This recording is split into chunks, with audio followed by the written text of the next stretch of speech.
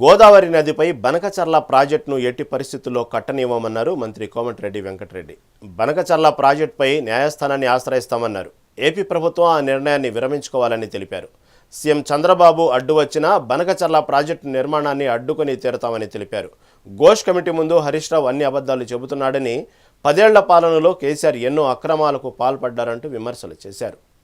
67% మనకు రావాలి, 33% వాళ్ళకు పోవాలి. క్యాచ్మెంట్ ఏరియా ప్రకారం వాళ్లకు 520 టీఎంసీ నీళ్ళు వదిలిపెట్టి బనకచర్ల మీద కాంగ్రెస్ కోట్ల ఆగడానికి, కోర్టు పోవడానికి అన్ని ఏర్పాటు చేసి మా ఉత్తమ్ కుమార్ రెడ్డి గారు ఇప్పుడు వస్తుందో అని చెప్తాడు. అదే పని మీద ఉన్నాడు. గోదావరి మీద కట్టనిచ్చే ప్రసక్తే లేదు. ఆంధ్ర గవర్నమెంట్ కూడా ఆలోచన విరమించుకోవాలి. మొన్ననే మీరు పోతిరెడ్డి పాటు పెంచడం కానీ, రాయలసీమ లిఫ్టిగేషన్ ద్వారా కృష్ణా నీళ్ళన్నీ కూడా తీసుకెళ్ళి మా పుట్ట మీద వచ్చినాం.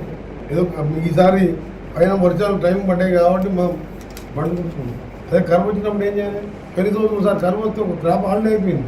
ఇలా బనకచర్ల మీద ఉంటే ఇప్పుడు హరీష్ రావు మాట్లాడుతున్నాం. ముచ్చటే లేదు. కాంగ్రెస్ పార్టీ బనకచర్ల చంద్రబాబు నాయుడు కాదు కదా, ఇంకా 100 మంది చంద్రబాబు నాయుడు వచ్చినా బనకచర్ల కట్టనిచ్చేది లేదు. కోర్టుకు పోతున్నాం, కేంద్రం మీద ఒత్తిడి తీసుకొస్తాం, ఏం చేయాలో అది చేస్తాం. మేము ఉత్తమ్ కుమార్ రెడ్డి గారు వస్తున్నాం. దానికి సంబంధించిన వాళ్ళని ముఖ్యమంత్రిగా ఉండి ఆయన పిలిచి బిర్యానీ పెట్టి కృష్ణా నీళ్ళు 70% ఆయనకి ఇస్తుంది.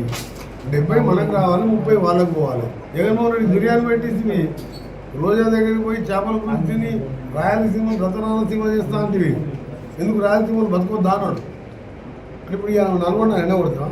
అందుకనే నల్గొండ ఎండగొట్టడానికి 6 లక్షల మెజార్టీ ఎంపీ గెలిచిండు. ప్రతి ఎమ్మెల్యే 50 ఎందుకు గెలిచిండు అంటే నువ్వు నల్గొండకు రావాల్సిన సాగర్ కృష్ణా జలాలని జగన్మోహన్ రెడ్డికి మీ ఇద్దరు ఒప్పందంతో వదిలిపెట్టుకున్నావు.